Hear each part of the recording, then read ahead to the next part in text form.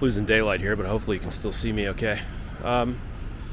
Just wanted to film a quick video about marriage, or as my generation pronounces it, marriage.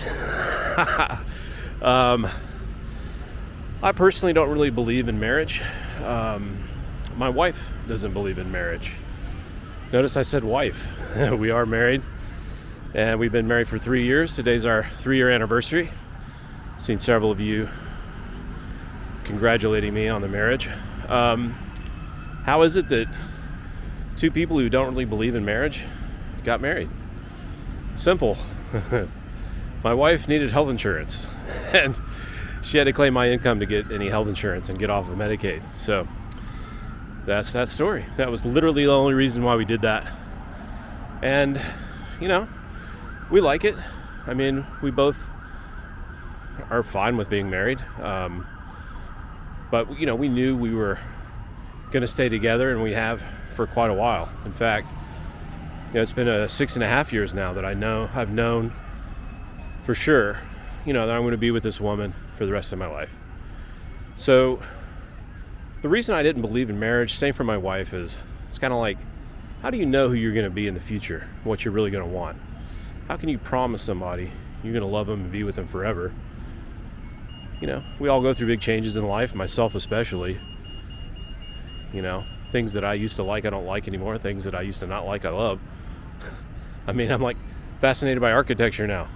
Where did that happen? So we all go through changes. So how can you make a promise about who you're going to be and what you're going to want? And so a lot of people are questioning marriage these days, and that's great. That's great. I always question everything. Never just blindly sleepwalk into something as serious as picking a partner for what is supposed to be the rest of your life without thinking about it. And it's important to take a step back, analyze everything, and judge it on its own merits. Don't just blindly follow your cultural programming. Don't be robotic. Don't be a zombie. Again, like I said, don't sleepwalk right into getting married. When I was 18, I watched all the movies. I get it. Romance looks awesome. I love my girlfriend at the time. We've been together for 2 years. She was going off to college 2,000 miles away from where I was going to college. And I just felt it. Got down on a knee, proposed. She said yes, gave her a promise ring. And that was it. I was fully on board with that. And I cringe when I think about that, because I didn't know anything about anything at that time. It was just insane that I was like proposing to somebody at 18. I knew absolutely nothing. And, I'm really glad that we didn't get married, because we wouldn't have stayed together. And the reason we wouldn't have stayed together is mostly because, I wasn't mentally ready, So the big question is, obviously, should you get married? And how do you know? How do you know if marriage is the right thing to do? Well, I think it's pretty simple. Like I said, 6.5 years ago is when I knew for sure. And how do you know for sure?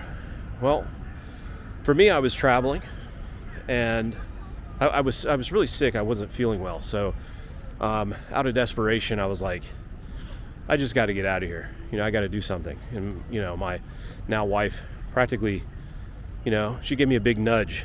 She was like, dude, you're miserable. You need something. You got to get out of here. Just go do whatever it is you got to do. So I went and did that.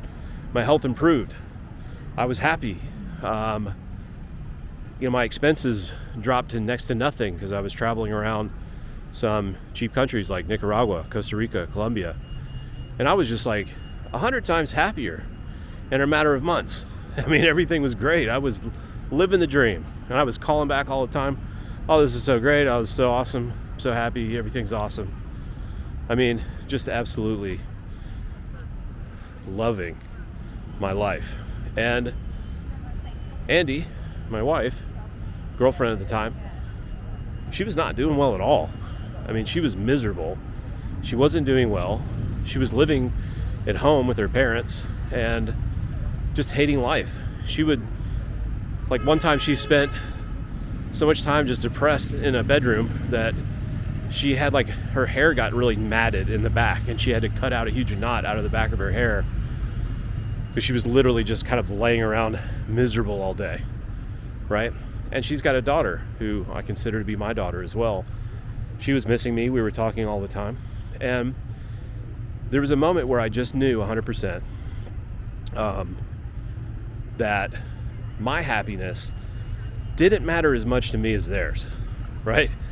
I knew for sure that no matter how miserable I was in life, no matter what, I knew that my happiness mattered less than theirs. And that's when you know you're ready to get married. If you want to get married, you probably shouldn't be getting married, right? Because you're probably just enamored with some kind of fairy tale because you watch too many rom-coms or something. Honestly, I know that sounds silly, but we get such a heavy cultural dose of what we're supposed to do, and we get this happily ever after story that's just presented to us again and again and again and again, dozens of times a year through TV, movies, books, everything. We're just completely inundated with this get married, live happily ever after fantasy, right? If you feel like you need to get married, right, then you really shouldn't get married. Holy shit, don't get married if you feel like you need to get married. A lot of people want to tie another person down, or they feel fearful that that person is, doesn't want to really be with them. That's why they haven't committed. Needing to get married is definitely a huge sign that you shouldn't be getting married. When should you get married? You should get married when, like I said, the other person and their well-being matters more than your own. Because you could get married, and what's going to happen when you get married is you're going to get less attractive, right? The person you're with is going to get less attractive. Things that you want to do, you're going to have to sacrifice, especially if you have children, all your hopes and dreams and things that you want to do and things that you like and don't like, it kind of goes out the window and gets sacrificed for the kid and the wife.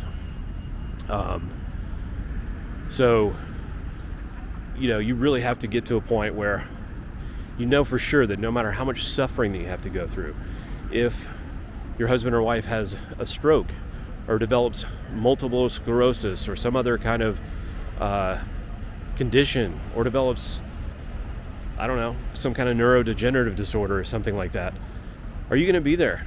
Are you going to sacrifice your life to be there, comfort them, maybe even wipe their ass? I did that for my wife after her 2 knee surgeries. I did that.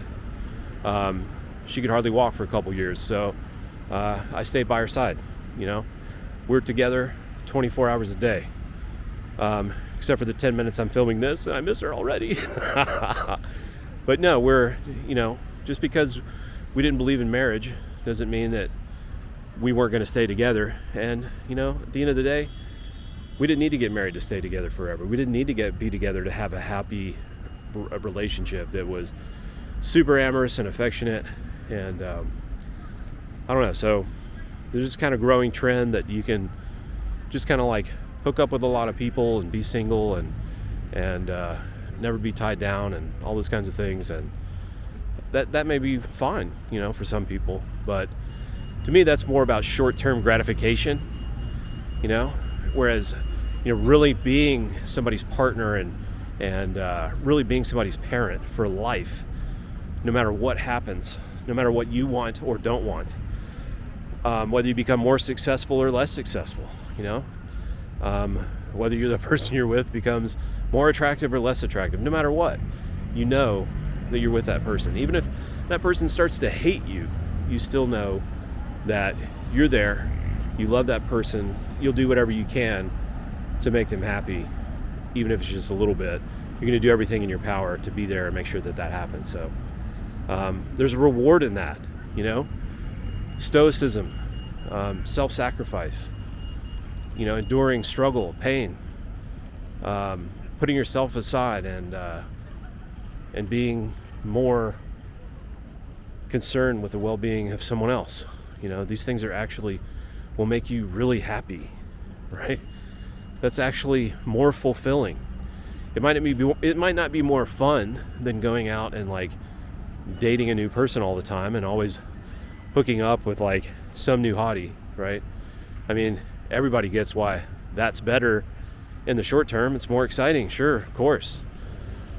But, you know, that's kind of a cheap thrill, and it's not going to give you that real fulfillment that you might get from a life lived where you put somebody else's needs first and you make a personal sacrifice. You stop thinking about yourself all the time and get focused on somebody else. To me, that's the key to happiness. Focusing on yourself and what you want is a great way to be miserable, in my experience. And I really preached it. You know, I preached that you should, I even have the email address, Sacred Self is my email. I really thought that if you worked hard to make yourself happy, you would be of greatest service to others. And they should always put yourself first and not compromise what you're all about and what you want in life. Wrong, totally wrong. I'm a million times happier never thinking about myself and what I want, and always being focused on how I can make the life of my daughter and my wife a little bit better. And I was like that long before we got married. So at the end of the day, monogamy and being with a person long term it has many advantages, and those advantages shouldn't be thrown out the window, just because you like, fresh young hotties, to always live in that kind of excitement of having somebody new and somebody to pursue. I mean, I get it, that's fun, but and then you don't need to be married to have that. There's nowhere does it say that you have to get married and go through some kind of archaic religious ceremony to make that kind of commitment, have that kind of experience, commit your life to another. And anyway, that's all I have to say about that. I am married, my 3-year anniversary, and that's all I have to say about that topic. And interesting to hear if you have anything else to say about it. That's it. I don't know. Peace.